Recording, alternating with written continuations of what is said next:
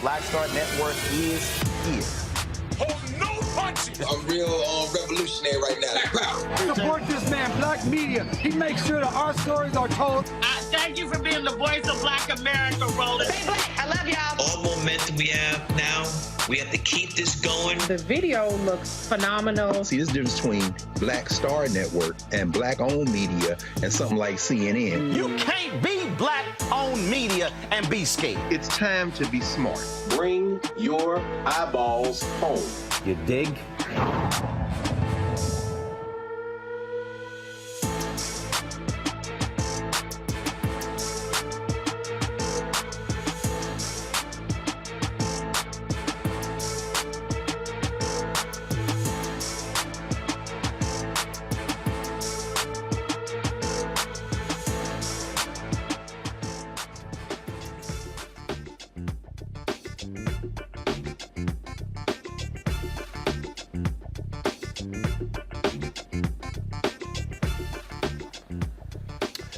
Hey folks, today is Friday, February 17th, 2023. Coming up on Roland Martin Unfiltered, streaming live on the Black Star Network from Salt Lake City. I am here for NBA All-Star Weekend. We'll be talking about the 5 former Memphis police officers who have been indicted on murder charges of killing Tyre Nichols. They have appeared in court. They all pleaded non-guilty today in their first court appearance. We'll show you exactly what took place in the courtroom and what Tyre's mother had to say following the court hearing. Texas Republicans, I've been warning y'all this. Republicans are doing this. They now want to take all ballot drop boxes. That's right. Take from state campuses. They don't want, listen to me again, they don't want any polling on college campuses in Texas. We'll talk to a member of the Texas Black Caucus about that. Also, the FBI, they are opening an investigation into the deaths of 2 black men in Harris County Jail. We'll also talk with the Texas State Representative to explain this as well. So a lot of drama happening there in Texas. And of course, Republicans are saying nothing. A white South Carolina teacher is accused of assaulting a black student from moving during the Pledge of Allegiance. We'll talk to the students' parents and their attorney about this strange story and how they are trying to hold the school accountable. Also, COVID-19 has impacted African Americans and Hispanics more than anybody else when it comes to long COVID. We'll talk to a cardiologist about the new findings showing the racial disparities in COVID. Folks, it's that and lots more to cover. It is time to bring the funk. I'm Roland Martin Unfiltered on the Black Star Network. Let's go. He's got it. Whatever the miss, he's on it. Whatever it is, he's got the scoop, the fact, the find. And when it breaks, he's right on time and it's rolling. Best believe he's knowing. Putting it down from sports to news to politics. With entertainment just for kicks, he's rolling. It's on go, roll, y'all. It's Roland Martin, rolling with Roland now. He's funky, he's fresh, he's real, the best, you know he's Roland Martin now.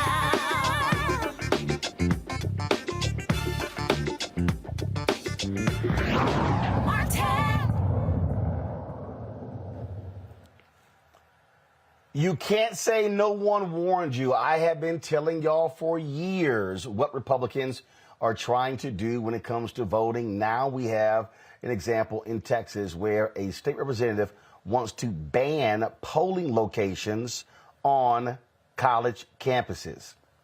Yeah, that would include flagship universities like Texas A&M, the University of Texas. Yeah, seriously, y'all. Now, this is what now a similar bill was filed as well. Now, this bill would require county commissioners' courts to designate a polling location on state-funded college and university campuses with student population over 8,000. Now, that's one bill. Well, another representative filed another bill where the Texas County Commissioners Court would be prohibited from designating a polling location on an institution of higher education. If passed, this would apply to all public junior colleges and general academic teaching institutions that are state-funded in Texas.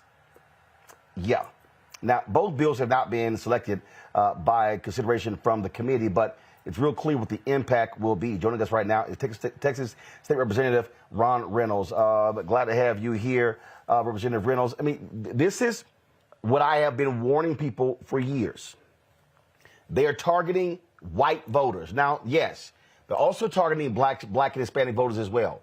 But we saw this happen in Bryan, Texas, where Texas A&M, let's be real clear, is a conservative university.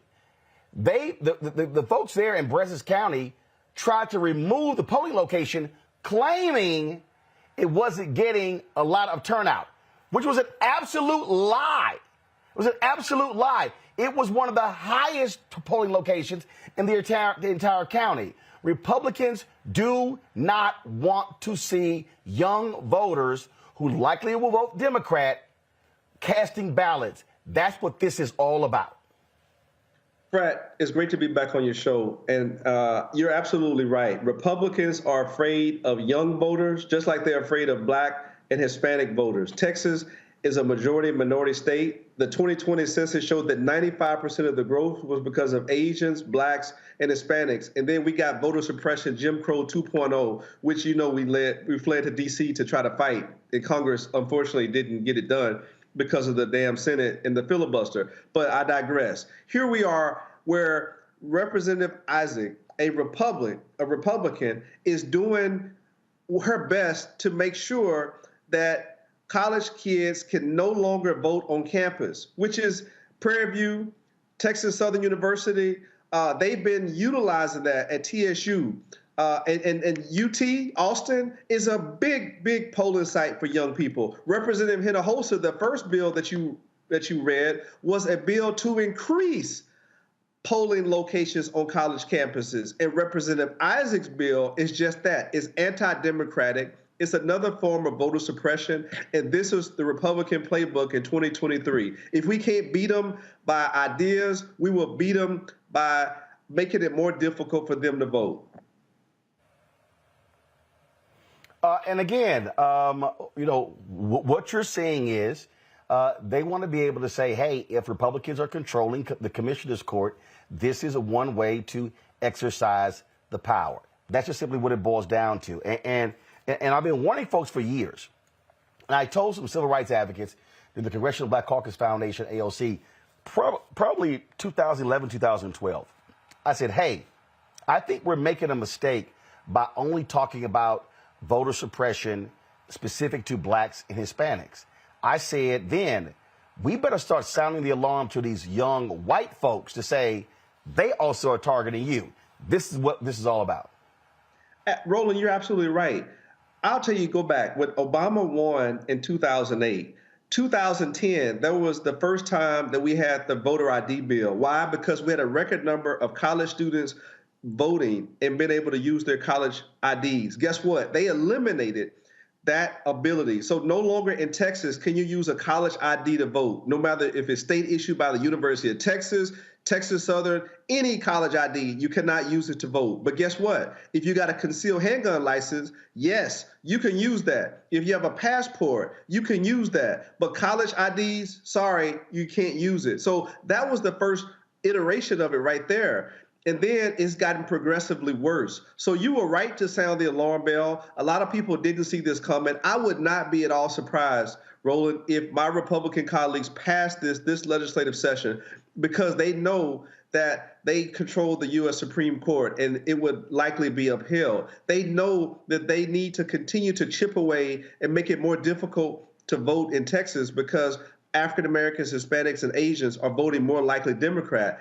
And instead of trying to appeal to them with new ideas, they're doing their level best to make it more difficult to vote. So this is the latest effort of voter suppression. Instead of making it easier to vote, like online voter registration, online voting, and things like that, they're making it more difficult to vote. Easier to purchase guns, harder to vote. Indeed. State Representative Ron Reynolds, I surely appreciate it. Thanks a lot. Thanks, Brad. All right, folks, got to pay some bills. I'll be right back. Roland Martin Unfiltered right here on the Black Star Network.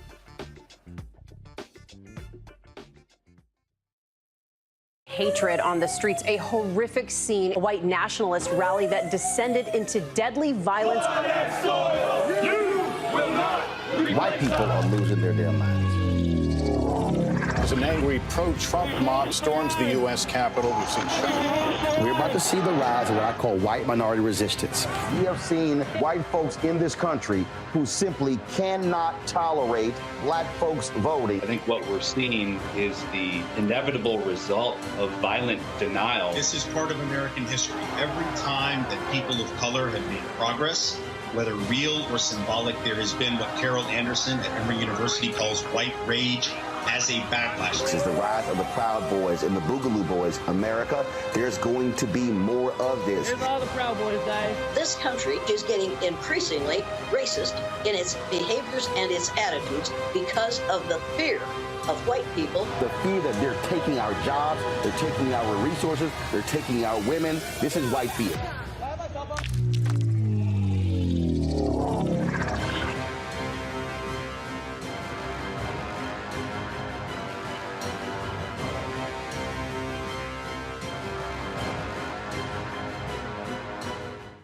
Pull up a chair, take your seat. The Black Tape with me, Dr. Greg Carr, here on the Black Star Network. Every week, we'll take a deeper dive into the world we're living in. Join the conversation only on the Black Star Network. Hi, I'm Anthony Brown from Anthony Brown and Group Therapy. Hi, I'm BB Winans. Hey, I'm Donnie Simpson. What's up? I'm Lance Gross, and you're watching Roland Martin Unfiltered.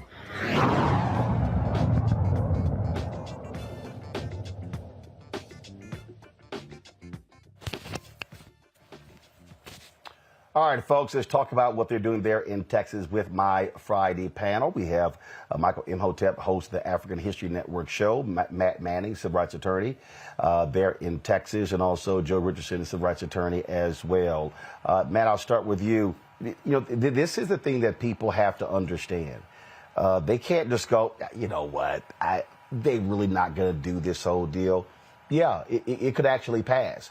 Because, again, what Republicans are trying to do is they are trying to lay the groundwork to steal elections. They saw what happened with the Roe v. Wade decision. They saw young voters turn the GOP away in 2022. If it was not for young voters, you would not have had Democrats being able to withstand what should have been a red wave. This is a direct assault on voters between 18 and 25 years old. And folks had better understand, you're going to see this happen all across the country because what they want to do is they want to make it harder. And so if you make it harder for young folks to vote, they're thinking they're not going to travel a far distance away. I remember I think it was in 2012, I believe, that a county clerk in Wisconsin admitted to moving an early voting location off of a college campus to a location far out that had bad parking.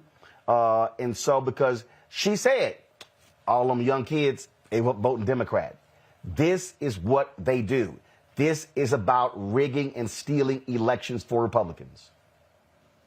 It absolutely is. And what I think is especially important in terms of context in this situation is Kerry Isaac is the representative for Hays County, which is just south of Austin, right where I grew up. Hayes County is the county where Texas State University is. So there may be an even deeper political thing here because Texas State University in San Marcos, the city it's in, has exploded in the last 10 or 15 years. And they actually just elected their first blue DA there in a very long time. So this is exactly what you're saying. It's part and parcel with the assault that we've seen Republicans very brazenly commit as it relates to voting. And the thing about this that's so indefensible is that there is really no logical reason that you would do this. So many people vote on college campuses. It's a place that even non-students go to vote because people know it's customarily where you can go to vote. So the only reason you do this is to suppress votes and to suppress participation. And even if the Republicans don't think this will actually pass, this is to signal, hey, we're going to keep pushing the bounds out further and make it exceedingly clear that we're playing for keeps and we want to rig the rest of, the generations going forward as it relates to the courts, as it relates to everything, and all of that happens via the ballot box. Joe, again, I think what people have to stop underestimating how evil works. This is about power.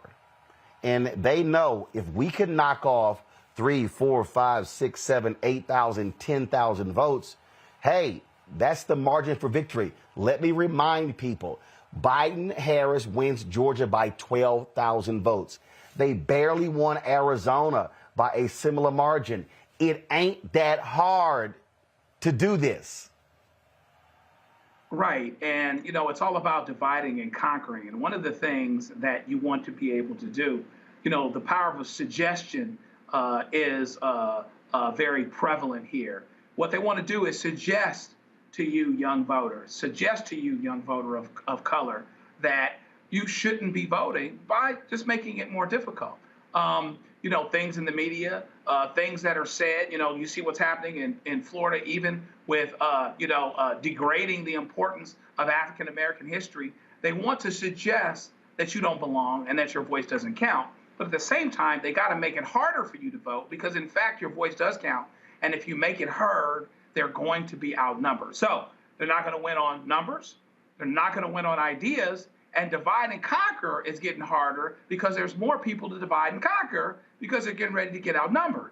And so what they want to do is make it as hard to vote as they possibly can without dealing with ideas, without appealing to people, particularly in places that are getting more black and brown. Now, Texas has been a little bit more fortunate because as California got majority minority, California is very liberal, right?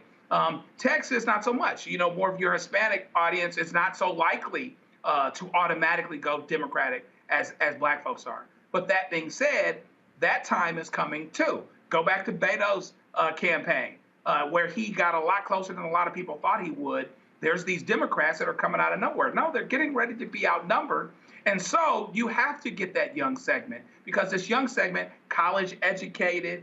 Trump does good with people that don't go to college. Republicans do good with people that don't go to college and people that don't have critical thinking skills, with all due respect to those that do have critical thinking skills. And so that's the battleground. Divide and conquer is getting harder, but if we can keep them from voting, then we can hang in there just a little bit longer. And again, Michael, they understand if you make it, see, this is the people that understand. If you make it harder, you can knock the numbers down. That's the whole deal. They want to make it harder. Exactly. And Republicans are masters at this. Now, we need to outsmart them at their own game. And to pick up what Joe just said, and I'm going to reference back to something you and I have talked about, Roland. Joe talked about critical thinking skills. And people who go to college students are much more likely to also have taken a political science class, which means they can see through a lot of the nonsense that Republicans are trying to feed to them as well. But, Roland, we've talked about this numerous times before, and I've talked about how I think a lot of the civil rights leaders, I think they're very committed. They mean well. I think they made a tactical mistake by not expanding who was harmed by voter suppression bills. It's not just African Americans. It's white college students, it's Latinos, Asian Americans, white women. And I've talked about how they needed to link up when they were trying to get the voting rights bill passed, the John Lewis voting rights bill. You need to link up with the women's reproductive movement, women's reproductive rights movement, white women. You have 48 million disabled Americans who are registered to vote. When you talk about taking away drop boxes, ballot drop boxes, things like this, or mail-in ballots, that hurts them of all different races. So a lot of the civil rights leaders, we love them, but they keep acting like this is 1965, Selma, Alabama. No, Republicans are trying to suppress the vote of people who are more likely to vote Democratic, regardless of race, even though we're the #1 target. And you talk about Texas. Lastly, Smith versus Allwright, 1944, U.S. Supreme Court case. You study the history of Texas. Texas had all-white Democratic primaries where African Americans were not even allowed to vote in those primaries. So you study the history of Texas, you understand the voter suppression laws. We can see this coming. So this is another reason why elections have consequences, and is we have to vote strategically and vote these people out of power. You know, and Matt, again, what people have to understand is just like with textbooks. California, Texas, Florida, so goes those states, so goes the nation. And so we saw what happened with Georgia in the last cycle. People are going to be looking at Texas, and then other legislators are going to be saying, let's look at the numbers. Do the exact same thing in our state. I need people watching to listen to me very clearly.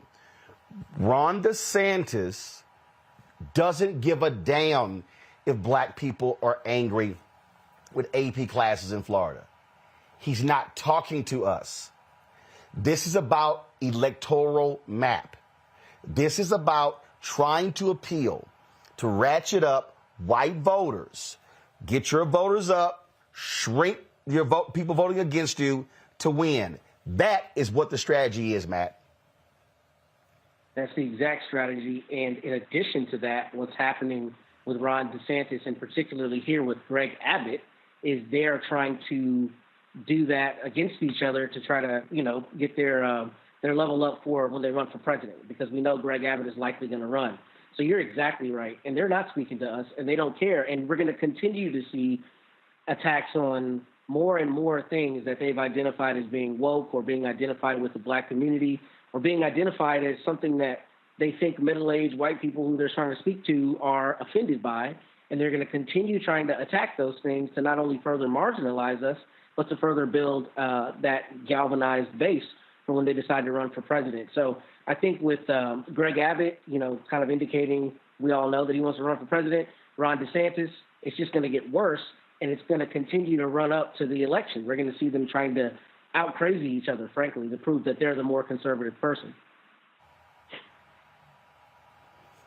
Indeed. All right, folks, hold tight 1 second. I got to go to a break, folks. Don't forget to support us by downloading the Black Start Network app, Apple phone, Android phone, Apple TV, Android TV, Roku, Amazon Fire TV, Xbox One, Samsung Smart TV. Watch us on Amazon News. If you got the Amazon Fire TV, go to Amazon News. Our 24/7 streaming channel is right there along with everybody else. So you can catch us right there every day, 24 hours a day on Amazon News. We'll be right back.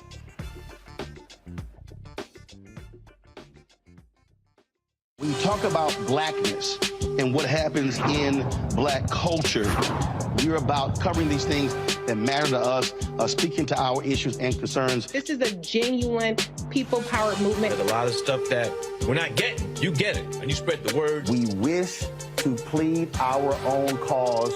Too long have others spoken for us. We cannot tell our own story if we can't pay for it. This is about covering us. Invest in black-owned media. Your dollars matter.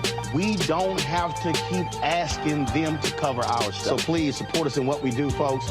We want to hit 2,000 people, $50 this month, raise $100,000. We're behind 100,000, so we want to hit that. Y'all money makes this possible.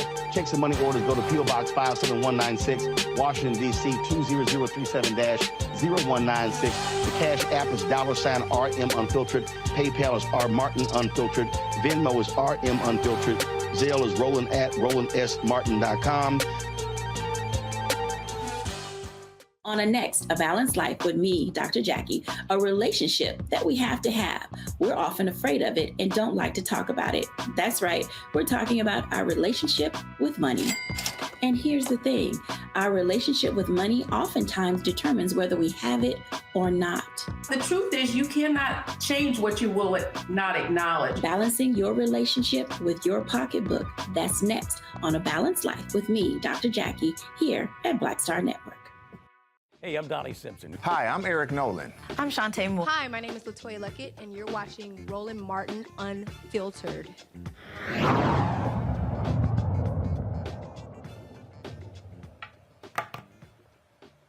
All right, folks, the 5 former Memphis police officers who beat Tyre Nichols to death made their first public appearance today in court, flanked by their attorneys, Tadarius Bean, Demetrius Haley, Desmond Mills Jr., Emmett Martin III, and Justin Smith stood before a judge in Shelby County Criminal Court. Through their attorneys, all 5 of them pled not guilty to the charges related to Tyre Nichols' death. Item number 2300241. Okay, are you ready to proceed? Yes, sir. All right, gentlemen, each of you appear to have retained counsel. I'm going to go down the line of the attorneys. Mr. Massey, are you prepared to arraign the client? I am, Your Honor. The formal arraignment by reading of the indictment and a plea of not guilty. And ask for report. And just for the purpose of the record, your client's name. It's Emmett Martin. I see Mr. Stengel. Good morning, Your Honor. Demetrius Haley is my client. He's present in the courtroom. Wait formal reading of the indictment. Enter a not guilty plea. Mr. Perry. Good morning, Your Honor. John Perry on behalf of Mr. Tadarius Bean. At this time, we waive the formal reading of the indictment off to the court. A plea of not guilty. Mr. Summers, I see you back there. Yes, Your Honor. On behalf of my client, Justin Smith, Charles Summers, we entered wait formal reading of the indictment and plea of not guilty on behalf of Mr. Smith. Morning, Judge. On behalf of Mr. Mills, we wait formal reading of the indictment and a not guilty plea. Gentlemen, each of your attorneys have entered pleas of not guilty on your behalf. Understand that despite everyone's best effort, this case may take some time. Your attorneys are going to be receiving the discovery. Depending on how voluminous the discovery is, it may take some time for the state to collect it all, turn it over to your attorneys. For your attorneys to review that discovery, to prepare their motions and prepare their case. So be patient. Work with your attorneys, cooperate with them, meet with them, go over the discovery. Make sure that if there are any delays, that these delays aren't on account of any of your actions. To those also in attendance, as I've explained to the defendants, this case can take some time. So we do ask for your patience, your continued patience, your continued civility in this case. We understand that there may be some high emotions in this case, but we ask that you continue to be patient with us. Everyone involved wants this case to be concluded as quickly as possible, but it's important for you all to understand that the state of Tennessee, as well as each one of these defendants, have an absolute right to a fair trial, and I will not allow any behavior that could jeopardize that right. So with that being said, we thank you all for being present. State, understanding that there may be some discovery that needs to be collected, we are going to continue this case out a little bit further to make sure that the discovery is concluded. We're going to reset this matter until May 1st, 9 a.m. State, is there anything else? Your Honor, the only other thing on behalf of the state is I have a protective order as to each of the defendants to allow certain digital discovery video evidence to be provided.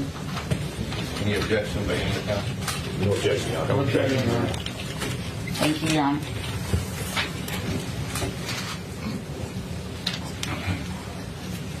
Ms. Massey, is there anything else on behalf of your client? No, Your Honor. We did file our motion for discovery this morning.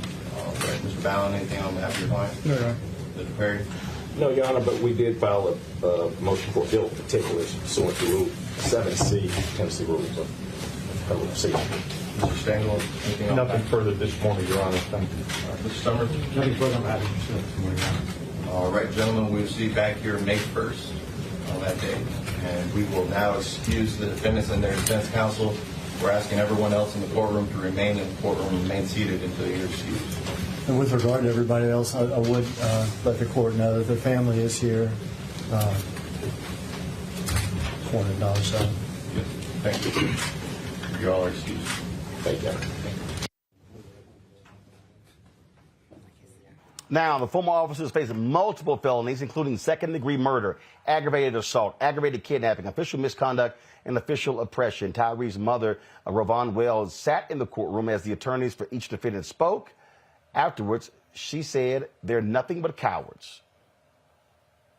I want each and every one of those police officers to be able to look me in the face. They haven't done that yet. They couldn't even do that today.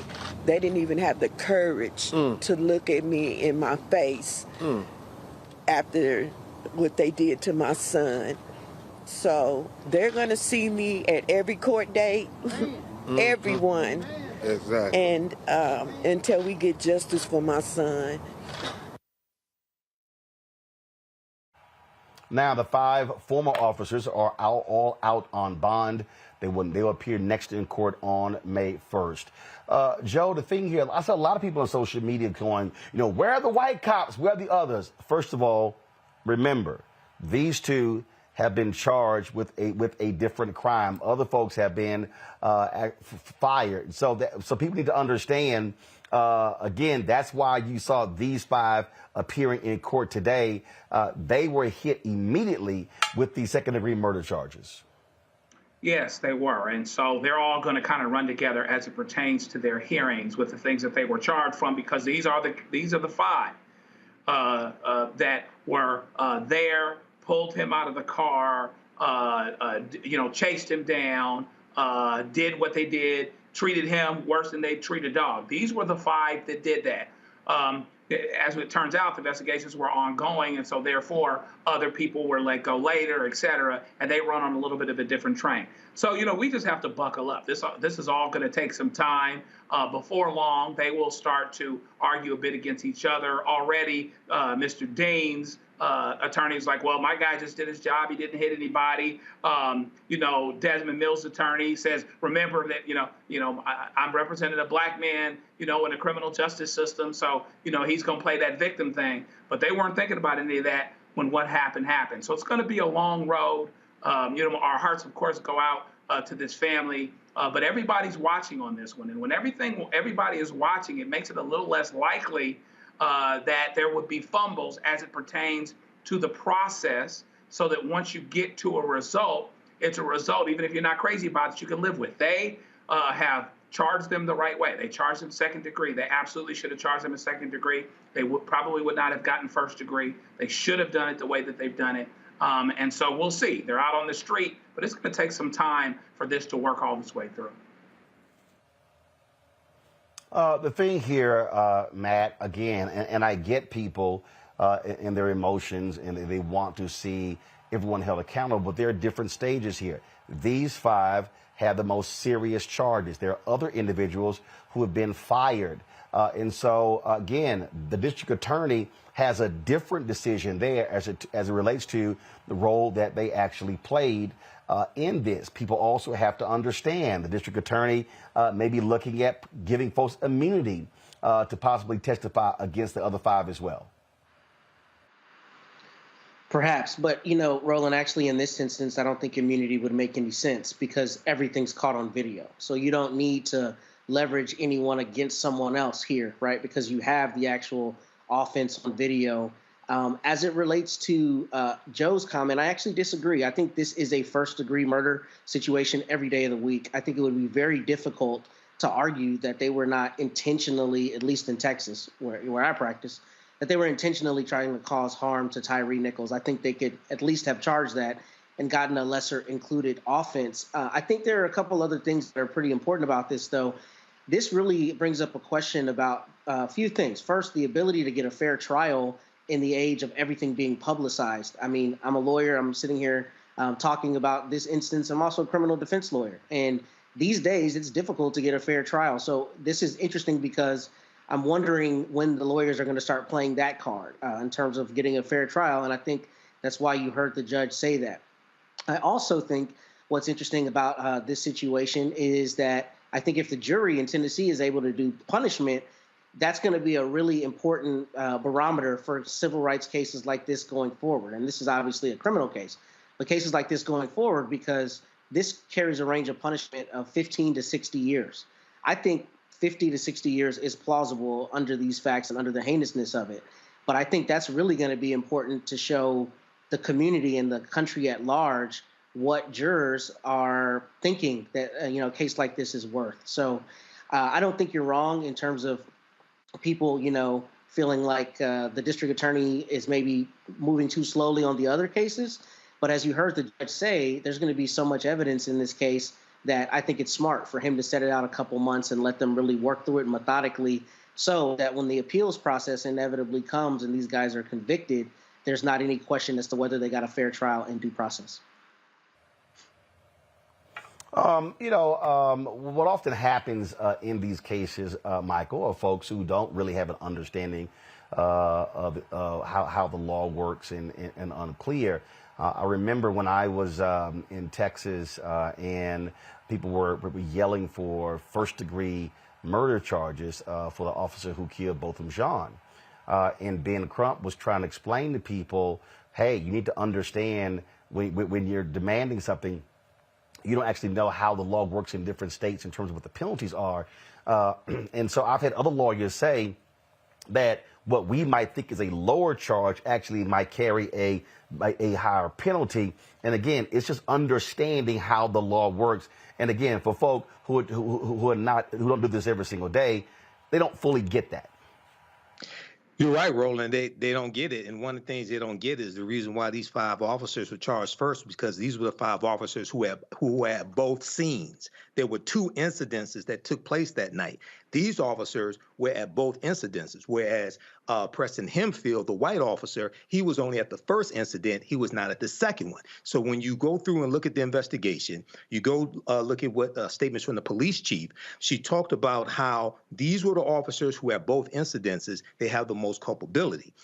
You just had, in the last couple of days or so, you just had 2 deputy sheriffs who I think they were suspended or something like that. So it goes through a process, suspension, being fired.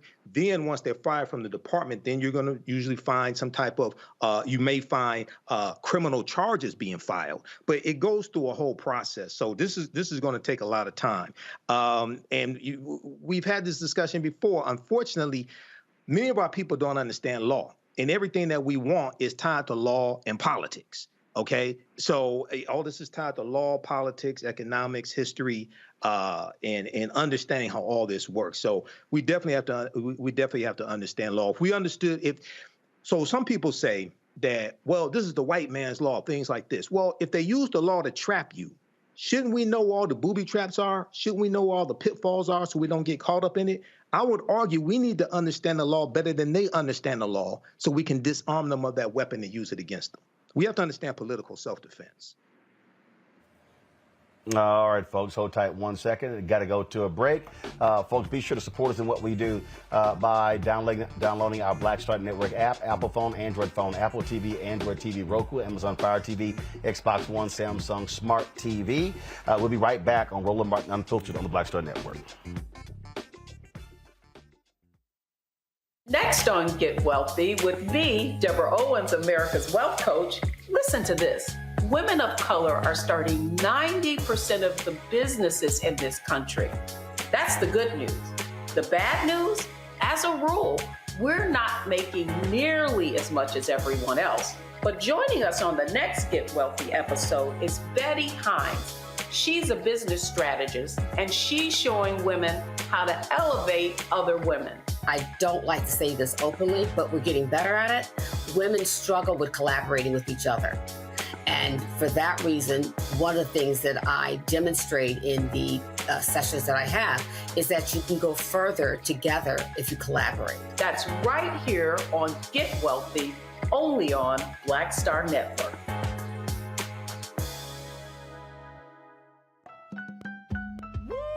We're all impacted by the culture, whether we know it or not. From politics to music and entertainment, it's a huge part of our lives, and we're going to talk about it every day right here on The Culture with me, Faraji Muhammad, only on the Black Star Network. I'm Deborah Owens, America's Wealth Coach, and my new show, Get Wealthy, focuses on the things that your financial advisor and bank isn't telling you what you absolutely need to know. So watch Get Wealthy on the Black Star Network.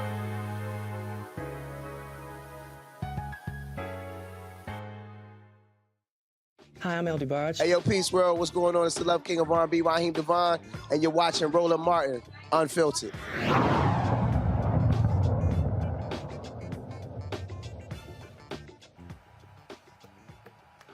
All right, folks, let's go to South Carolina, where a South Carolina freshman says that a teacher attacked her in the hallway because she was walking during the Pledge of Allegiance. Now, the teacher is still working.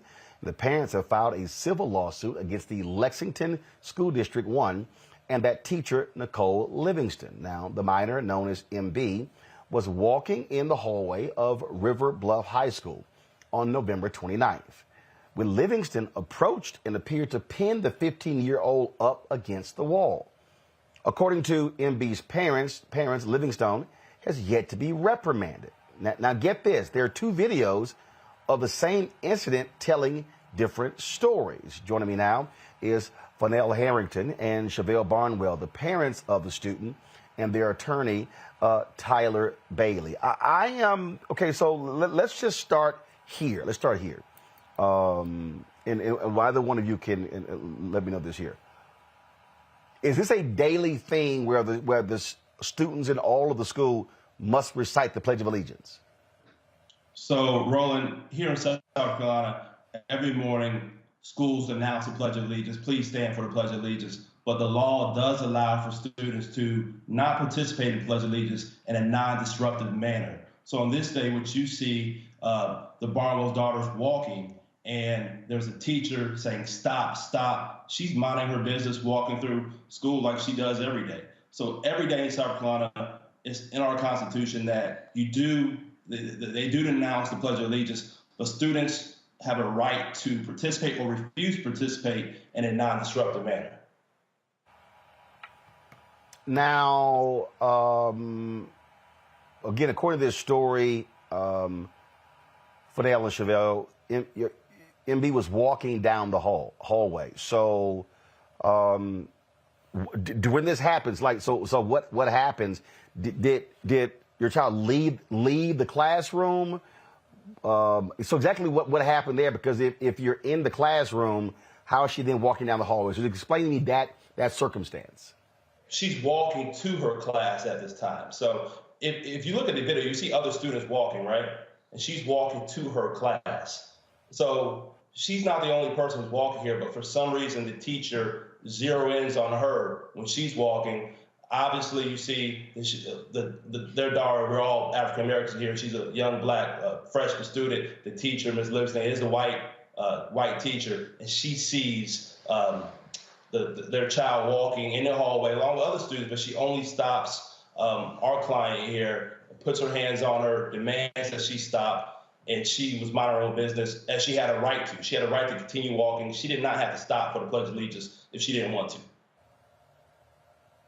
So the video that we're seeing right now, Chevelle, Fennell, so the Pledge of Allegiance is happening. So all of these students are walking?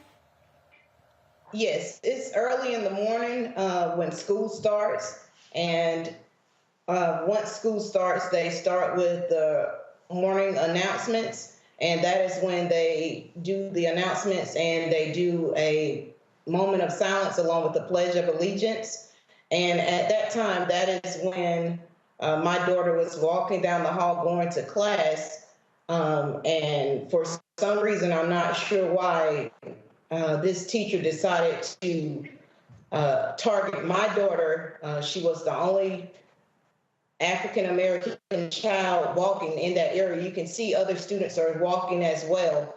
She didn't make an effort to say, stop everyone. It seems like she just targeted my child only. And as you can see, she attacked my daughter, pushing her up against the wall. And in the video, you may not can hear the audio now, but my daughter was telling her, please don't put your hands on me. And she continued to attack my daughter. And unfortunately, to this day, this teacher is still employed with this school district. I am not pleased with the police department in this area.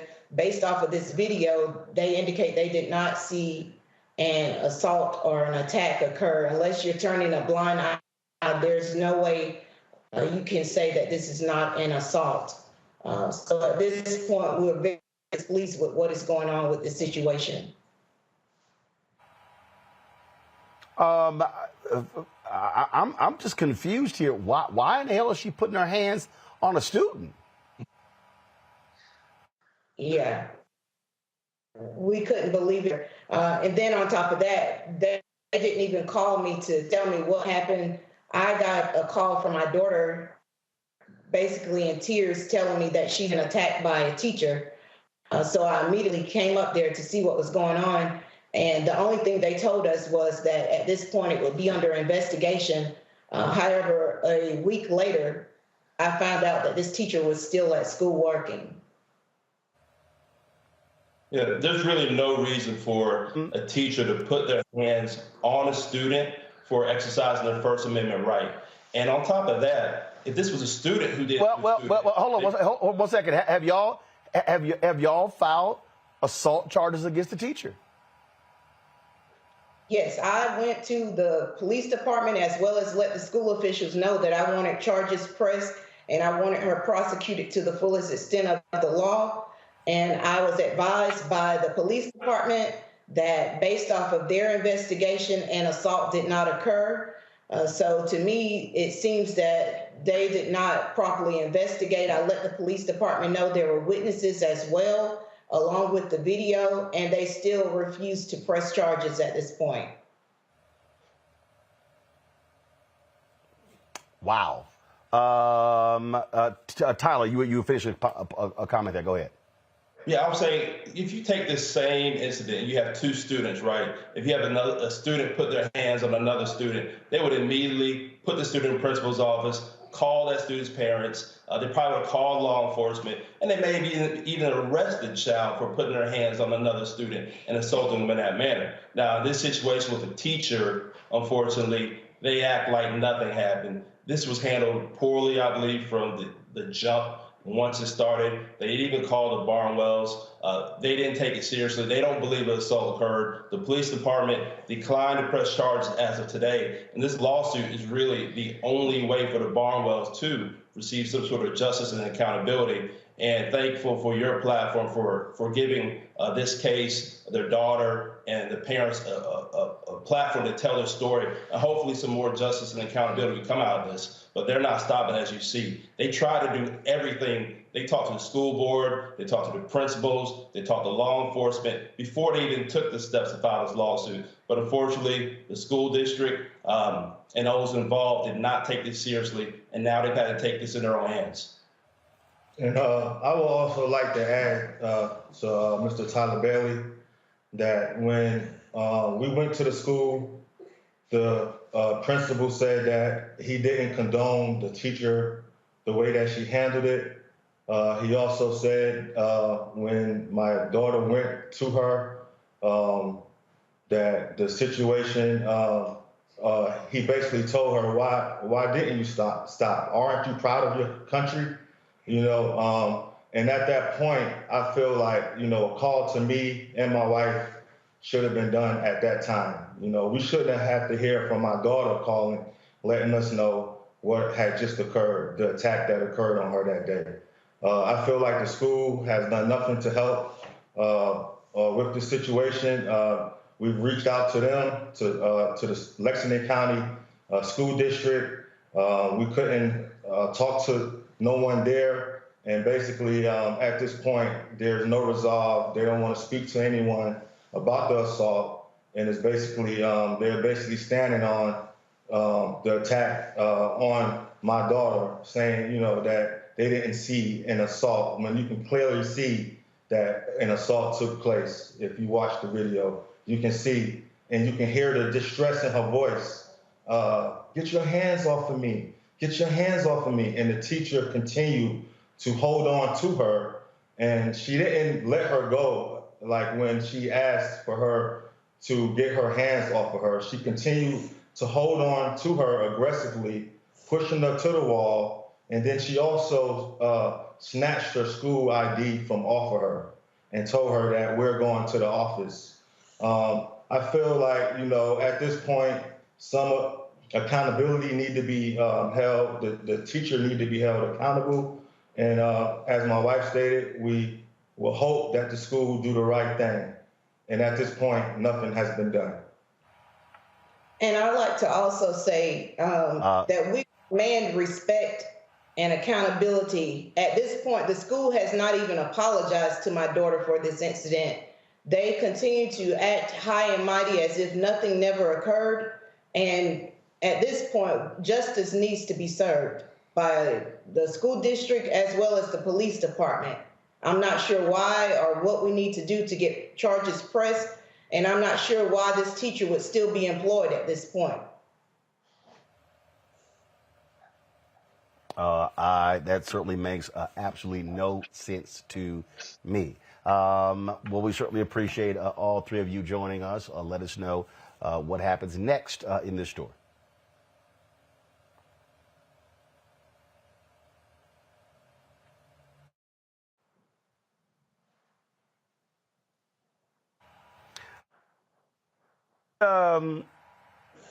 It's crazy to me how these folks respond, Joe, with this. So you just gonna make somebody do the Pledge of Allegiance, and you gonna put your hands on a student? Oh yeah. Trust me. That would be. I remember I had a middle school teacher, Miss Hart, accused me of using drugs because my eyes were red, and she had to security search me. So man, I got home, told my dad. My dad said, "Go get all y'all millennials and Gen Z folk." My dad said, "Go get the phone book. Y'all used to be having a thing called the white pages, so you couldn't just Google it." And so I went and got the white pages, brought it back. He called the school. He called for the principal, Mr. Broussard, and said point blank, he said, "None of my kids have ever used drugs. I fully expect her to apologize tomorrow. And if my son comes home tomorrow and tells me she has not apologized, I will be in your office in 15 minutes. That's right. You better say that. He said, do you understand what I'm telling you? He said, and then what happened? I went in next day. Ms. Hart was apologizing.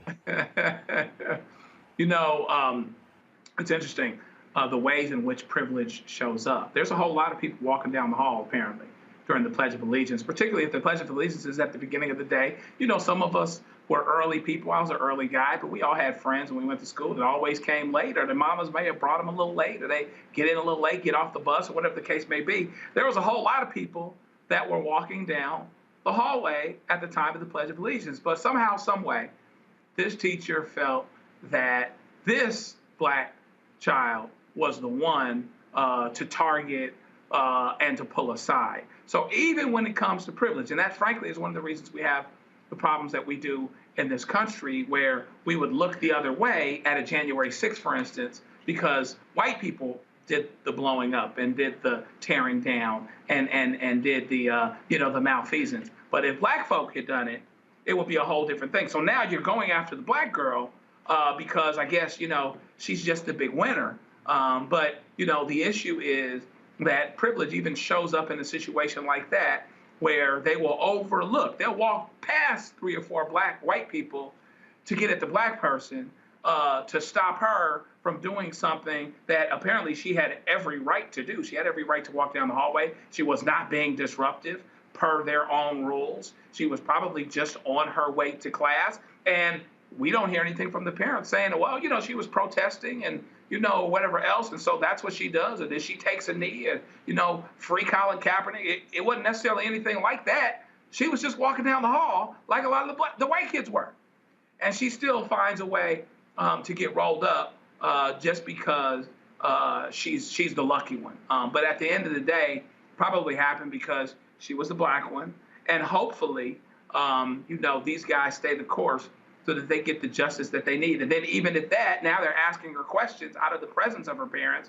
Aren't you proud of your country? And all of these other things. I bet you if you ask the same people, they had an opinion about Kaepernick, they tell you one thing. Got it. For sure, and go consistent with that.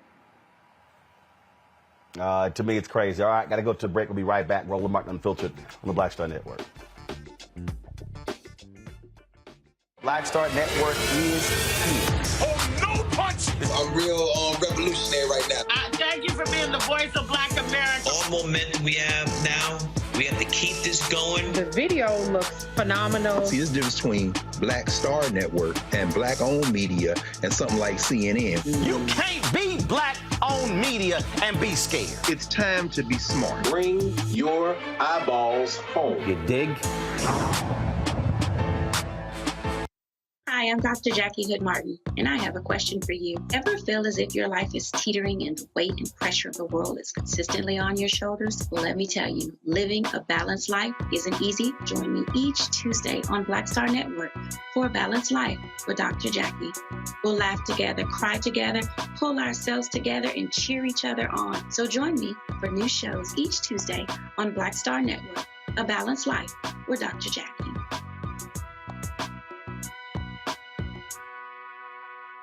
Most people think that these television shows that tell stories about who we are as black men, and then they paint these monolithic portraits of us. They think that they're being painted by white people. And I gotta tell you, there are a whole bunch of black folk that are the creators, the head writers, the directors of all of these shows, and that are still painting us as monoliths. The people don't really want to have this conversation. No, they don't.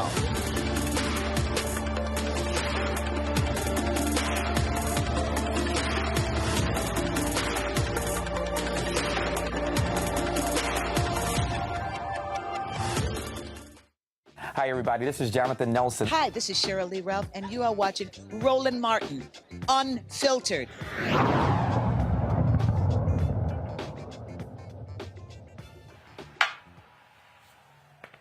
All right, let's go back to Texas, where the FBI is opening an investigation into the deaths of two men in the Harris County Jail. Jaquari Simmons died in February 2021. Jacoby Pillow in January of this year. Both of those deaths are going to be reviewed. An internal investigation into Simmons' death uncovered staff policy violations, resulting in the sheriff in Harris County to terminate 11 employees and suspend 6 others in May of 2021. Now, the Houston Police Department conducted a criminal investigation into the death of Simmons, leading to the recent manslaughter indictment of former detention officer Eric Niles Morales. Pillow was in the process of being released from jail on bond on January 3rd when he was accused of assaulting a detention officer. Jail staff used force to restrain Pillow to regain control of him. He was evaluated by medical staff and returned to a cell. He was later found unresponsive in his cell and taken to a nearby hospital where he was pronounced dead. His cause of death is still pending. Joining me right now is Texas State Representative Jarvis Johnson. Representative Johnson, glad to have you. The Department of Justice has been very aggressive in sending jail officials, wardens, and others to prison for the beating and the deaths of inmates. This says a lot in the first case where inmate dies and the sheriff fires 11 people, but firing is one thing, holding them accountable is another. Absolutely. And when you start to see this happening more and more often, then you'll start to see that these officers have more restraint. They have more conscious about what's happening. I think what we have in this country is a systemic image problem when it comes to certain individuals. When you have people that are in prison and you have law enforcement that simply want to take the law into their own hands to be the judge, jury, and executioner all at the same time by simply assuming that everybody is guilty simply because they're sitting in jail, and then treating them inhumanely. And so as a member of appropriations, as we deal with the money, and as vice chair of Homeland Security, one of the things that I'm going to be looking at this year is looking at law enforcement and looking at some of the consequences that go along with them. I support law enforcement 100%, as all of us do, but we have to send a clear and strong message to those that want to take the law into their own hands and treat people as they see fit, as opposed to what the law says. And so we're going to move forward, and we're going to move quickly to make sure that we send, on my behalf, and certainly I can't speak for the rest of the caucus and the rest of the committees, but I certainly will be fighting to make sure that we're holding accountable officers to make sure that, and again, and when these type of things happen, what happens after that serves into a lawsuit that then taxpayers have to pay. That then, so instead of taxpayers having to pay that, law enforcement needs to pay that. That in itself is going to start being a deterrent to some of these officers because they're going to start understanding their pension is going to be in jeopardy. And so these are the things that I think are going to be important and to make sure that we hold people accountable. When you talk about, again, holding accountable, I remember, again, growing up in Houston, and the name Justice William Wayne Justice is just seared into my head. It was a federal judge who oversaw the Texas criminal justice system for a very long time because of widespread abuses in the prison system in that particular state. And so it's not like Texas has not had these issues before when it comes to conditions. That was state prisons. But here we're talking about what's happening there in the county. And this is where the county commissioners need to be making demands as well, because guess what? It's going to be taxpayers of Harris County who will have to be paying settlements if there are civil lawsuits. Absolutely. And that's why we have to make sure, when you look at, Roland, when you look at what we're dealing with, these are still law enforcement officers. In this country, we have a real issue with law enforcement. Not all, some. We're dealing with trainings and we're dealing with imagery. We're dealing with how some of these officers are trained and then the imagery that they have perceived to be what they think that they should be doing to go out and then do this on their own, to handle the law and take the law into their own hands. We have to get a handle on that. But when you look at officers that are patrolling the streets versus officers that are patrolling the jail cells, the mentality is the same. And certainly the consequences have to be the same. And so I'm glad that we're looking at the FBI moving quickly on this. I hope that we can do the same for officers that are on the beat, that we can have quick and swift action taken by these individuals. Me as a taxpayer, I don't feel like it's necessary for me to have to be able to pay for somebody's mistake simply because, and then this officer gets off. Even though we're settling some of these cases, the officers oftentimes have moved to another department. They moved to another city, and they still have their T code. They still have their license to do the same thing in another city. And so people will say, well, there's such a shortage of officers, it's hard to get.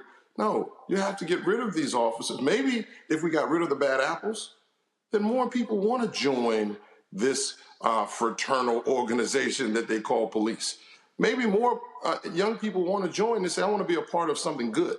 But right now, unfortunately, the bad have made a horrible image of what police officers are in this country today.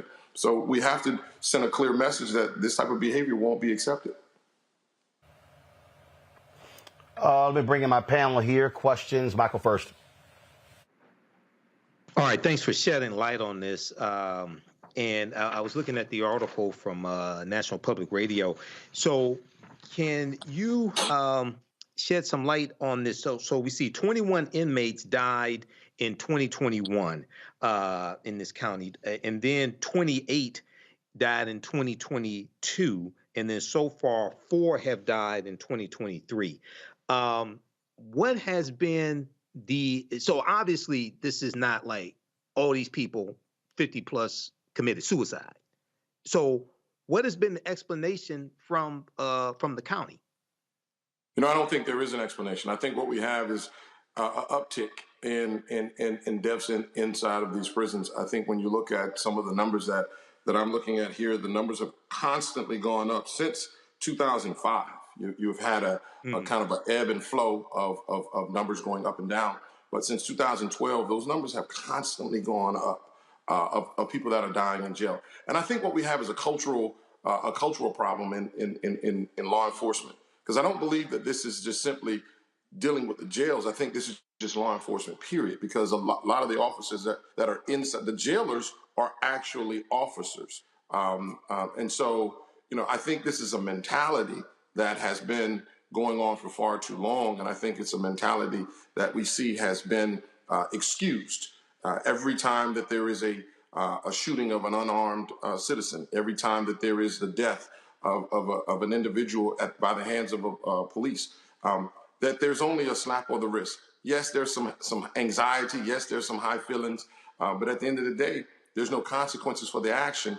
And so you're sending a message to those same fraternal organization that, hey, you're okay. You get to do this over and over again, and nobody's going to be mad at you because you know what? You're patriots and you're serving this country. And I think that's where we get it all wrong. And that's the stuff that we got to stop. They're not patriots. They're officers doing their job. And so let's not get it confused. So they get a pension, they get insurance, they get a salary.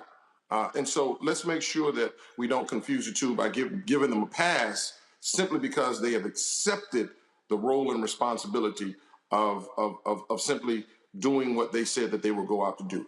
You guys are, as commentators, as reporters, you're reporting on actual news. If you go out and be irresponsible and just report, fake news like Fox, and some of these others, then you'll think you can keep on doing that and keep lying to your base and get away with it because nobody's holding you accountable. But the accountability has to be in place, and that's what we're working on this session. And certainly, as Vice Chair of Homeland Security, I will be looking very closely on some consequences for what we need to be doing to send messages, clear messages, to protect citizens as well as law enforcement.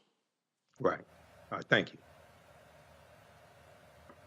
Indeed. Representative Jarvis Johnson, I certainly appreciate it. Thanks a lot.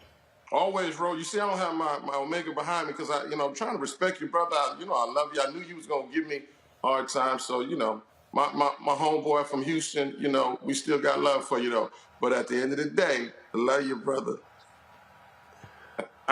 That's wise. That's wise you did that. But remember, anytime you're the president of an alpha, always kiss the ring. Kiss the ring. He never move that. Always kiss the ring. I love you, brother. Appreciate it. Thanks a bunch. All right, y'all. I gotta go to a break. We come back more on Roland Martin Unfiltered. Don't forget, support us in what we do, folks. Your dollars make it possible for us to be able to travel this country, covering the stories. I'm going to be in Los Angeles on Monday. We're shooting new episodes of Rolling with Roland. We also be there for the NAACP Image Awards. Send your check and money orders to P.O. Box 57196, Washington, D.C. 20037-0196. Cash App is $RM Unfiltered. PayPal is R Martin Unfiltered. Venmo is RM Unfiltered. Zelle is Roland at RolandSMartin.com. Roland at RolandMartinUnfiltered.com. Be sure to get a copy of my book, White Fear, How the Browning of America is Making White Folks Lose Their Minds. The book is available at bookstores everywhere, including Ben Bella Books, Amazon, Barnes & Noble, IndieBound, Bookshop, Chapters, Books A Million, Target. You can also download a copy on Audible. And don't forget, folks, download our app, Apple phone, Android phone, Apple TV, Android TV, Roku, Amazon Fire TV, Xbox One, Samsung Smart TV. I'll be right back. Pull up a chair, take your seat. The Black Tape with me, Dr. Greg Carr, here on the Black Star Network. Every week, we'll take a deeper dive into the world we're living in. Join the conversation only on the Black Star Network. Hatred on the streets, a horrific scene, a white nationalist rally that descended into deadly violence. White people are losing their damn minds. As an angry pro-Trump mob storms the U.S. Capitol, we're about to see the rise of what I call white minority resistance. We have seen white folks in this country who simply cannot tolerate black folks voting. I think what we're seeing is the inevitable result of violent denial. This is part of American history. Every time that people of color have made progress, whether real or symbolic, there has been what Carol Anderson at Emory University calls white rage as a backlash. This is the rise of the Proud Boys and the Boogaloo Boys. America, there's going to be more of this. Here's all the Proud Boys, guys. This country is getting increasingly racist in its behaviors and its attitudes because of the fear of white people. The fear that they're taking our jobs, they're taking our resources, they're taking our women. This is white fear.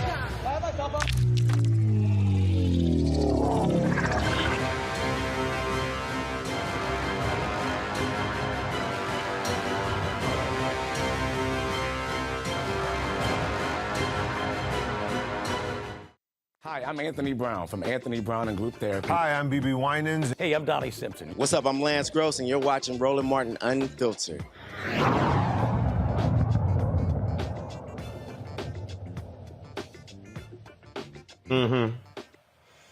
New research from the National Institutes of Health shows Black and Hispanics are being impacted at a higher rate for long COVID. The study looked at the health records of 62,339 people who received a positive COVID-19 test between March 2020 and October 2021. The evidence shows that of those who suffered severe COVID and require hospitalization, disproportionately impacted Blacks and Hispanics. Now, months after their initial infection, those same Blacks and Hispanic adults with severe COVID were more likely to be diagnosed with diabetes and develop long-haul symptoms such as headaches, chest pain, anemia, and joint pain. Black adults are more likely to have blood clots as well as malnourishment.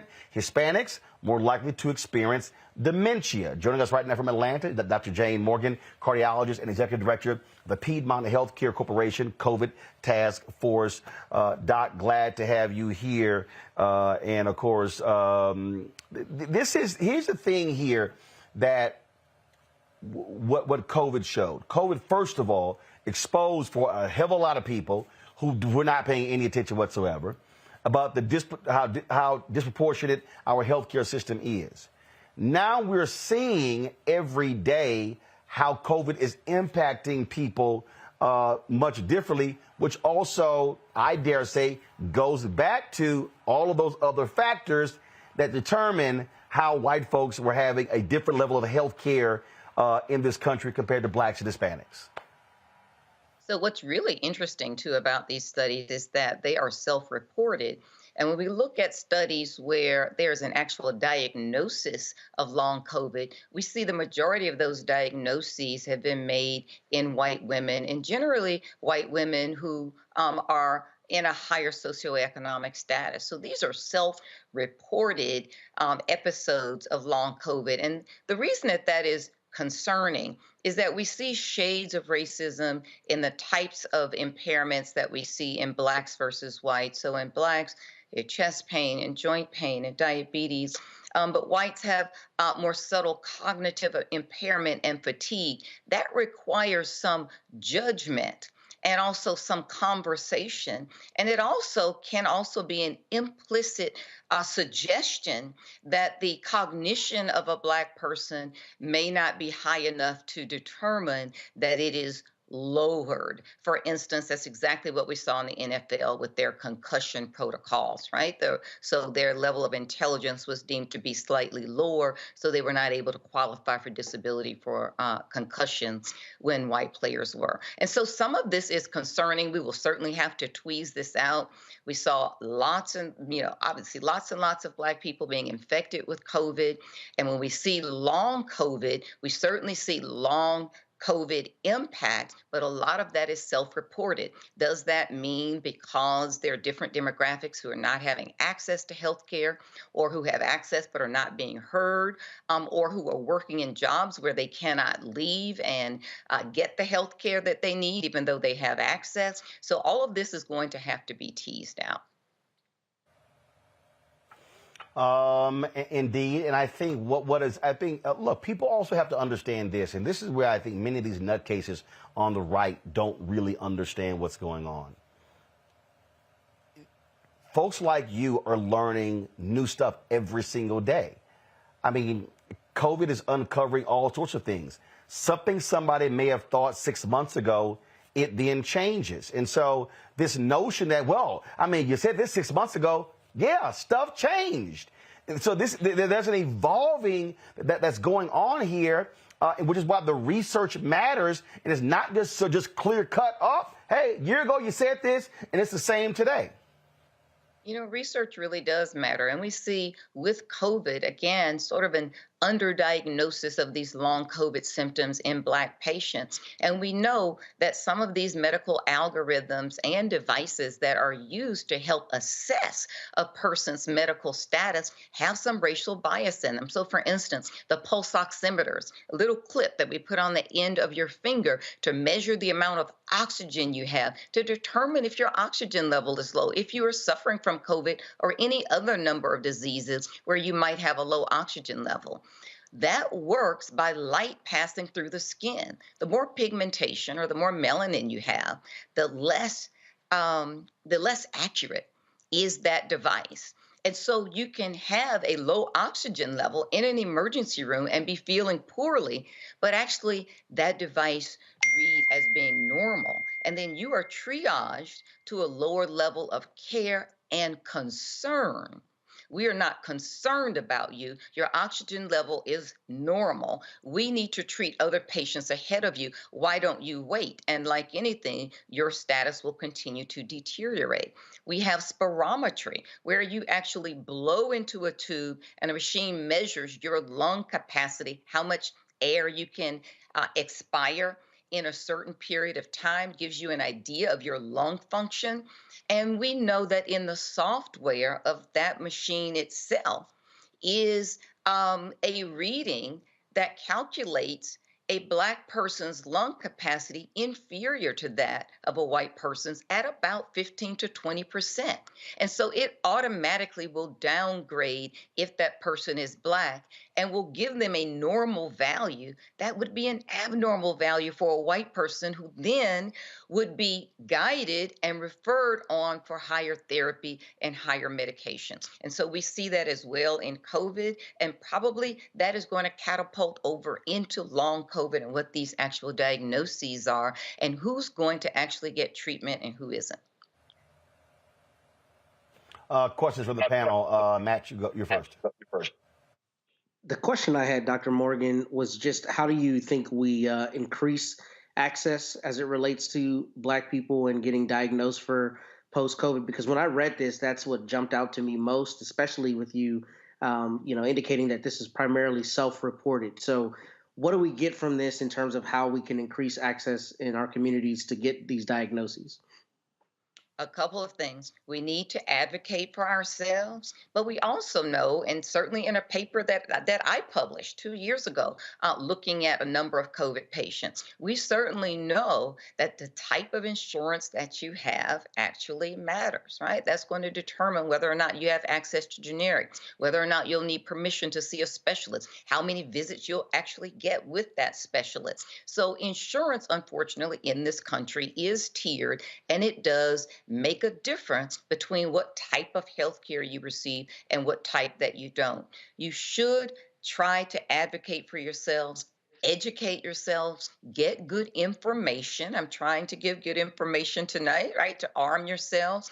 And then not necessarily challenge your physician, but bring that information forward to say, I am concerned that you are not listening to me. You don't hear what I'm saying. And I would like to try again because I'm not feeling well. Joe? Dr. Morgan, thanks so much for being here. I really appreciate what it is that you're doing. I wonder, we had the question about how we advocate for ourselves. How well do you think in the medical field itself there is a recognition that these biases take place? And I'm sure you must feel like, you're trudging in quicksand all the time and sound like a broken record in terms of the things that you're pointing out.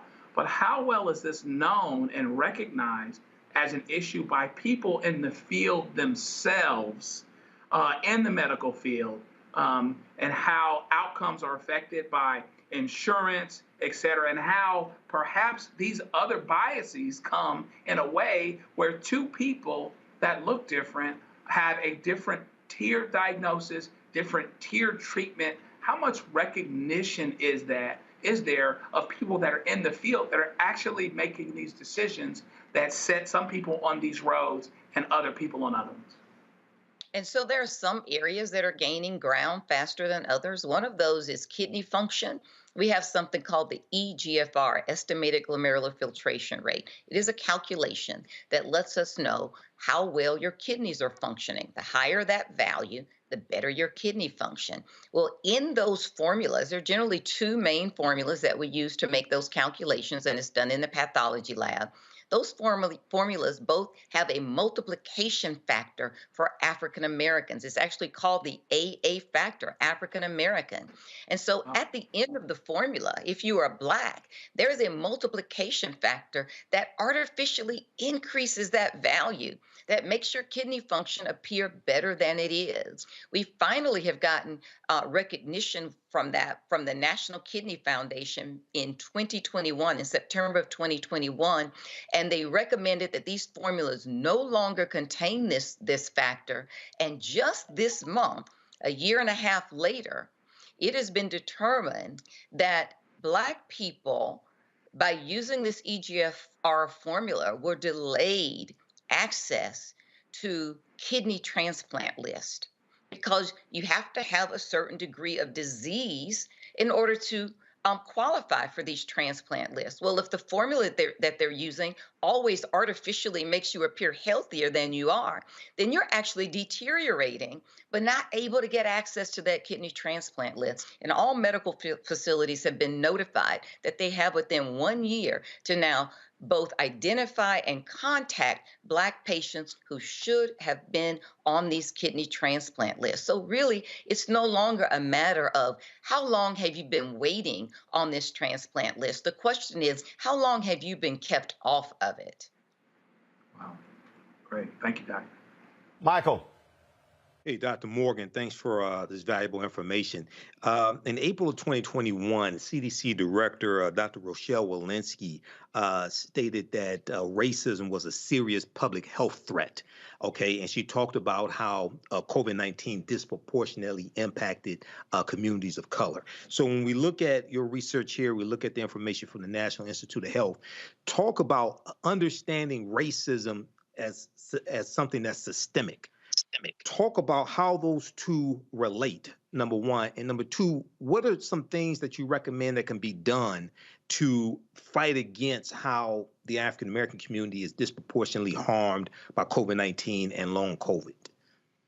So many lessons. Doc, that's a lot Mike wants you. Oh, Doc, that's a lot Michael wants you to do, but you got by 30. No, Mike, I got this. Doc, you got 30 seconds. That's my point. I know you got 1, 2 things, but we got 30 seconds left in the segment. Doc, go.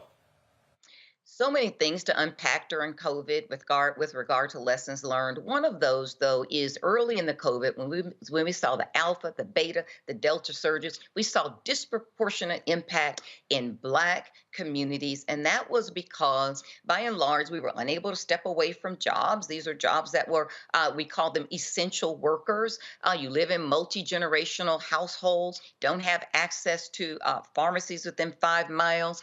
We saw that pendulum swing in the last part of the COVID pandemic, where we see the majority of people now hospitalized and dying are white, and that's mostly because of the type of ideology that they're following. And so COVID is a great lesson in what our societal, infrastructural, racial construct is here in the United States.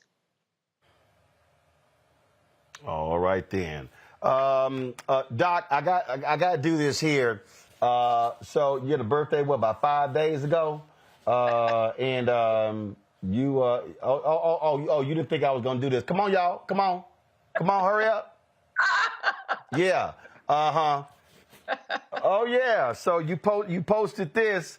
You posted this on your Twitter account. You like, well, you know, I might take it down. I was like, no. So look. So now, was this from the party, or was this from a previous party? That was at the party. I had a surprise birthday party my sister threw for me. So this was at my party. All right, then. Well, first of all, happy belated. And then see, even though if you try to take the photo down, well, this going to live forever with us showing it there. So that's why I want to go ahead and do that. Yeah, and you can see in the background, you see my oldest son, Omar Jimenez. He's the CNN national correspondent back in the background there. All right, then. Well, look, happy birthday, and I hope you had a great time there. Thanks a lot for coming on. Thank you. I appreciate it. Bye. All right, folks, I had you on YouTube. Hit the like button, y'all. We should easily be at 1,000 likes. I don't know why I have to do this every single day. Y'all should log on before you start commenting. Hit the like button so we can go ahead and hit 1,000 likes. Do that. So we come back from break, we should be at 1,000, all right? I'm going to the break. I'll be back in a moment. On a next, A Balanced Life with me, Dr. Jackie, a relationship that we have to have. We're often afraid of it and don't like to talk about it. That's right, we're talking about our relationship with money. And here's the thing, our relationship with money oftentimes determines whether we have it or not. The truth is you cannot change what you will not acknowledge. Balancing your relationship with your pocketbook. That's next on A Balanced Life with me, Dr. Jackie, here at Black Star Network. When you talk about blackness and what happens in black culture, we're about covering these things that matter to us, speaking to our issues and concerns. This is a genuine people-powered movement. There's a lot of stuff that we're not getting. You get it, and you spread the word. We wish to plead our own cause. Too long have others spoken for us. We cannot tell our own story if we can't pay for it. This is about covering us. Invest in black-owned media. Your dollars matter. We don't have to keep asking them to cover our stuff. So please support us in what we do, folks. We want to hit 2,000 people, $50 this month, raise $100,000. We're behind 100,000, so we want to hit that. Y'all money makes this possible. Check some money orders. Go to P.O. Box 57196, Washington, D.C. 20037-0196. The Cash App is $RM Unfiltered. PayPal is R Martin Unfiltered. Venmo is RM Unfiltered. Zelle is Roland at RolandSMartin.com. Hi, I'm Anthony Brown from Anthony Brown and Group Therapy. Hi, I'm BB Winans. Hey, I'm Donnie Simpson. What's up? I'm Lance Gross, and you're watching Roland Martin Unfiltered.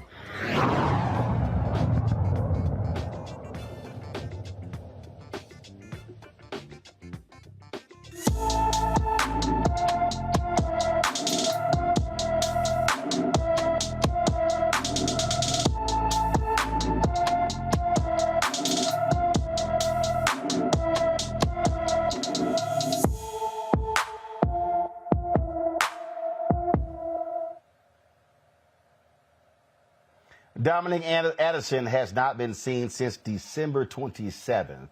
Last seen in Derby, Connecticut. The 17-year-old is 6 feet 4 inches tall, weighs 120 pounds, with brown hair and brown eyes. Anyone with information about Dominic Anderson should call the Derby, Connecticut Police Department at 203-735-7811, 203-735-7811.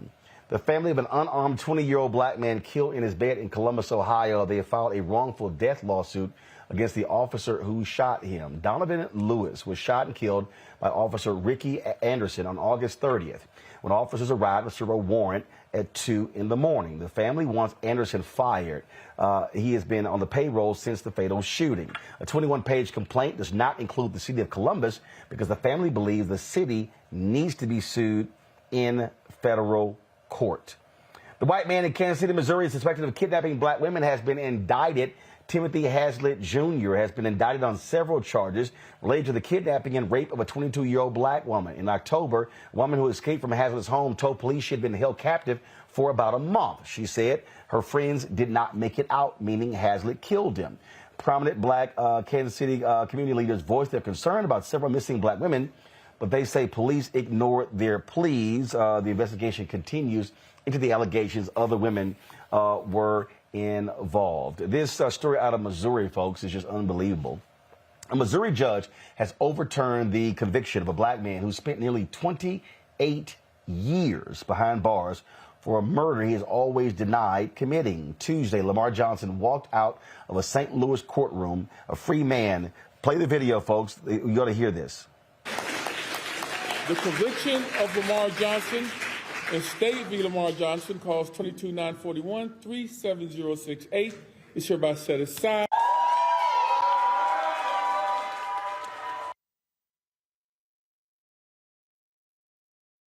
And the judge, David Mason, ruled two witnesses provided clear and convincing evidence Johnson was innocent. He had been convicted of murdering Marcus Boyd in 1994.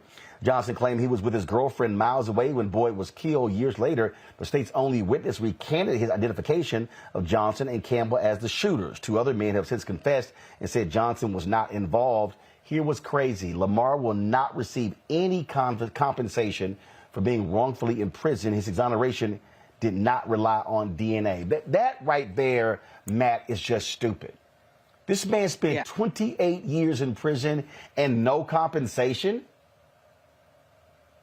Yeah, I think Congress needs to address this because this is a state issue. And in Texas, for instance, if you know the story of Richard Miles, very similar story. I went to a seminar that he did not long ago. And what I learned there was that in Texas, if you even get an award, they can basically tax you for the time that they spent incarcerating you, even though it was wrongful. So to that end, Congress has to address this because what people need to know who are listening to this case is actual innocence means the judge, and in this case, the prosecutor, shout out to Kim Gardner, who's been embattled and has done good work in that area nonetheless. The prosecutor said, we looked at this case and the evidence is not there. So this isn't a matter of he won on a technicality. He won because he should win because the evidence shows he's not guilty of the offense. So the reason that's important is it's kind of just insane that we as a society have not required that everybody in this instance get compensated at a fair amount. And the state should not be paid back for putting you in prison improperly. So this is a good story, but it's a sad story because this brother lost 30 years of his life. And this is precisely why I do not believe in the death penalty, because we get it wrong too often. There are too many people, too many Lamar Johnsons who have lost their life behind false accusations or faulty evidence or, malice on the side of the police, and we never get them back. And this is precisely why I think the death penalty is problematic, because stories like this show us that it happens. And unfortunately, it happens too frequently that cases do have faulty evidence. It just, to me, talk about 28 years, Joe, and these legislators kind of like, yeah, okay, no, I'm fine, whatever. Now, okay, go start your life. I mean, I need people to understand when you're talking about almost 3 decades. It's interesting. I'm here in Salt Lake for the NBA All-Star Game. This is 2023. The last time I was in Salt Lake City was for the Olympics in 2002. That was 21 years ago. This man was in prison an additional 7 years. Yeah, he was in prison since around the Olympics in 1996. And so he's been in prison for a long time. And the most valuable commodity that there is, that we have, I think, is time. And he lost so much of it. And so there shouldn't be this technicality that if we got it wrong for this reason, if DNA is what uncovered it, then we'll pay you. And if it wasn't for some other reason, then we won't. Fundamentally, this gets back to how we value people that are human beings who may be in prison. And in this case, didn't even make a mistake warranting them getting in prison. And to Matt's point, this happens far too often. For every one of this brother, there's probably 10 or 15 of them back there with the same situation and just aren't able to undo it. And so we have to be able to address this somehow. But fundamentally, this often exonerates black men. This often exonerates, and every time, of course, it would exonerate somebody that's in prison, right? Who on some level in society's eyes is devalued anyway. And so, the sympathy and the urgency is not there to change this, because the fact of the matter is, in order for the urgency to be there to change it, this would have to be undone often enough that it would actually shake the foundations of the criminal justice system, because the biggest suggestion in the system is that, by and large, the system gets it right. And the system, by and large, doesn't necessarily get it right, and it certainly doesn't get it right as often as it needs to. Michael. Yeah, I echo Matt. I'm against the death penalty because it's disproportionately used against African Americans, especially African American men. When we look at this case here, progressive St. Louis Circuit Attorney Kim Gardner, she agreed with the Innocence Project and she filed a motion in August of 2022 seeking Lamar Johnson's release. And you would not have an attorney, Kim Gardner, without people voting her into office. Okay, so once again, this goes back to the importance of voting the right people into office. And you have those in the state legislature, like Representative Keisha Bosley, who are putting forth legislation to give restitution to people who are wrongfully convicted and who are innocent, things of this nature. But this is I'm good. I'm glad he's out of prison. But there are far too many cases like this, and once again, I can't stress enough the importance of having the right people in political office. Indeed. So it's just, again, I look, as Joe said, bottom line is you can't get back. You simply cannot get back time. I mean, 28 years. 28 years, folks. That's nearly 3 decades that this man has been in prison, and to say no restitution, nothing. That to me is simply an abomination, and it goes to show you what happens in this society in terms of how folks are treated. Unfortunately, many of them are indeed African American. All right, folks, I'm here in Salt Lake City, NBA All-Star Weekend. Looking forward to the various activities here. But got to go to a break. We come back. I'm going to talk about this Clarence Thomas statue in Georgia. Boy, it was a heated discussion on the floor of the Georgia legislature where one black rep called this man an Uncle Tom. He went off on Clarence Thomas. We're going to play it for you when we come back on Roland Martin Unfiltered. Don't forget, folks, download the Black Star Network app, Apple phone, Android phone, Apple TV, Android TV, Roku, Amazon Fire TV, Xbox One, Samsung Smart TV. You can join our Bring the Funk fan club. Your dollars make it possible for us to do what we do every single day. I appreciate those of you who have joined, the people who send us emails, and folks who are stopping me here all over Salt Lake City already. And so, people see the work that we're doing, and so it is having an impact. Checking money orders, go to P.O. Box 57196, Washington, D.C., 20037-0196. Cash App is $RM Unfiltered. PayPal is R Martin Unfiltered. Venmo is RM Unfiltered. Zelle, Roland at RolandSMartin.com. Roland at RolandMartinUnfiltered.com. Our goal is to get 20,000 of our fans contributing on average $50 for the year. That's $4.19 a month, 13 cents a day. Every dollar does indeed matter. Let me thank the folks who've given during the show: Frederick Davis, Sherland, Carrington. Let's see here. It's some other folks. Give me 1 second. I'm just going to pull it up here. Let's see here. Mike Konami, Dalia Byfield Williams, Cheryl Denise Flemings, Nurse Linda Whitesale, Robert Jackson, Michael Potts, Monique Taylor, Theron Lane, Joan Griffin, Darnita Lee, Dewan Rubin, Marjorie Sands, Terry Brooks, Lawrence Scott, Lawanda Bivens, Terrence Bridges, Jaquez, Roxana DeShong, Samantha Piggy, Christine, Yolanda, Donald Rush, Regina Davis, Carl Haas, Carl Lewis, Keith Jones, Big C, Anna King Cole, Chanel Foray, Ida Trier, Ruben Moultrie. Also, get my book, White Fear, How the Browning of America is Making White Folks Lose Their Mind, available at bookstores nationwide, and download her copy on Audible. We'll be right back. Hatred on the streets, a horrific scene, a white nationalist rally that descended into deadly violence. White people are losing their damn minds. As an angry pro-Trump mob storms the U.S. Capitol, we've seen shooting. We're about to see the rise of what I call white minority resistance.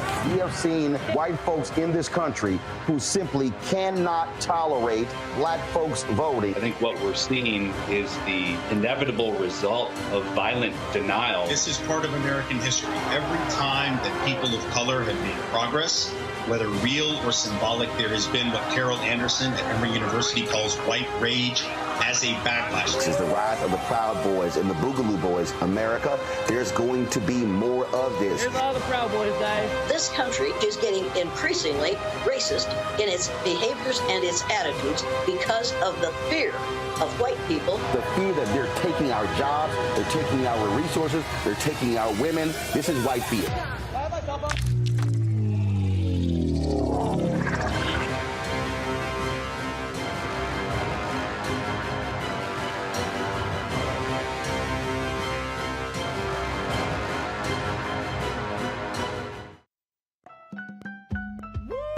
We're all impacted by the culture, whether we know it or not. From politics to music and entertainment, it's a huge part of our lives, and we're going to talk about it every day right here on The Culture with me, Faraji Muhammad, only on the Black Star Network. Hi, I'm Kim Burrell. Hi, I'm Carl Payne. Hey, everybody, this is Sherry Shepherd. You're watching Roland Martin Unfiltered.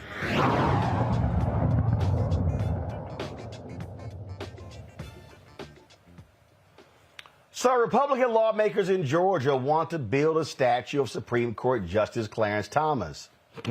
Democrats are like, we'd rather keep Confederate statues up. State Senator Emanuel Jones went off on Clarence Thomas on the floor in the legislature. Listen to this. I know it's very, very sensitive to talk about race in this body, but any time that we have a legislation proposing to place a statue of Clarence Thomas on this grounds, we cannot avoid that conversation, so I'm not going to avoid it either. In the black community, we have an expression, and I don't want to use this label too deeply here because I'm just trying to tell you what we have in the African-American community. When we talk about a person of color, that goes back historically to the days of slavery and that person betraying his own community, we have a term in the black community. That term that we use is called Uncle Tom. And Uncle Tom is either a fictional or non-fictional character. I don't really know the origin of Uncle Tom, but it talks about a person who back during the days of slavery sold his soul to the slave masters. That's the story, the fictitious of the story of an Uncle Tom. So when we think about a person in the black community who's accomplished, but yet policies seek to subvert, some may even say suppress, the achievements and accomplishments of people of color, I couldn't help but to think about that term in expressing my dissatisfaction with this particular legislation.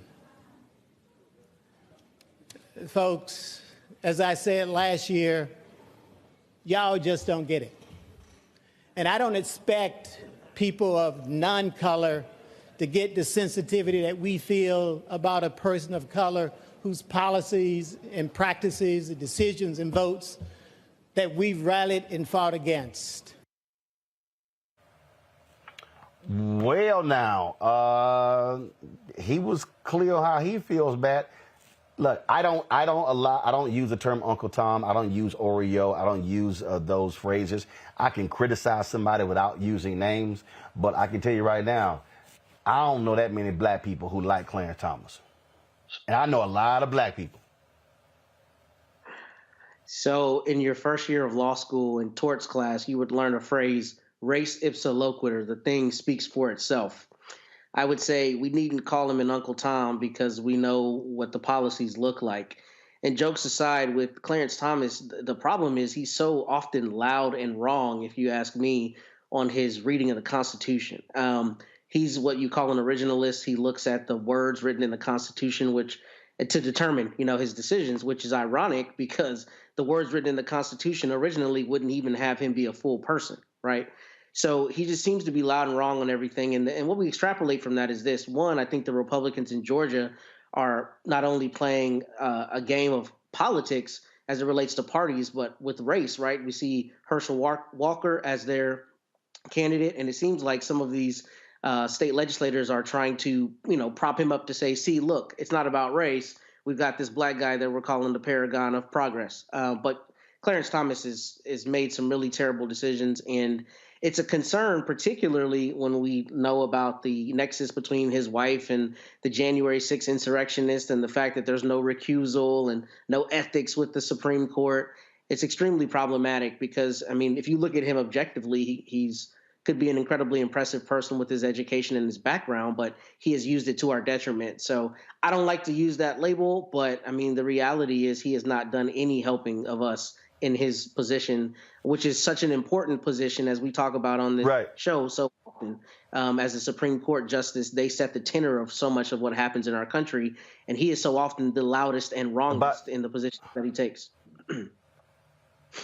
About 90 seconds left. Joe, you got 45 seconds to go. You know, from the very beginning when he was appointed, you know, he is the one that talks about it not being about race and those types of things, but he was ready to call it a high-tech lynching as soon as Anita Hill came around. And he's been determined to antagonize us ever since. So he shouldn't be awarded with anybody's statue for sure. But it's interesting the things that Georgia is arguing about nowadays. I thought it was interesting. You don't have to call him Uncle Tom because you know what he's doing. He's living it. And so hopefully we can talk about things that are more useful in the Georgia State Legislature in the future. Michael, 45 seconds, go. The real Uncle Tom's name was Josiah Henson. Josiah Henson was a runaway slave from Maryland. He ran away in 1830. He published his autobiography in 1849. Harriet Beecher Stowe published Uncle Tom's Cabin in 1852 based upon his autobiography. The real Uncle Tom in the story was a hero who refused to beat black women, who refused to tell what runaway slaves were. The traitor in the story, Uncle Tom's Cabin, his name was Sambo. So if anything, we should call Clarence Thomas a Sambo, not Uncle Tom. Study the real Uncle Tom, whose name was Josiah Henson. All right, then. And y'all know I do a lot of traveling around the country. Oftentimes, I would take photos of monuments to African Americans. I can guarantee you this. If Georgia erects a statue of Clarence Thomas, I ain't nowhere in hell I'm taking that picture. At all. I think I met the man twice, got absolutely no respect for Clarence Thomas whatsoever. And when he was all upset, conservatives were upset when he wasn't included in the Smithsonian National Museum of African American History and Culture. Didn't bother me 1 second. Period. All right, folks, that's it.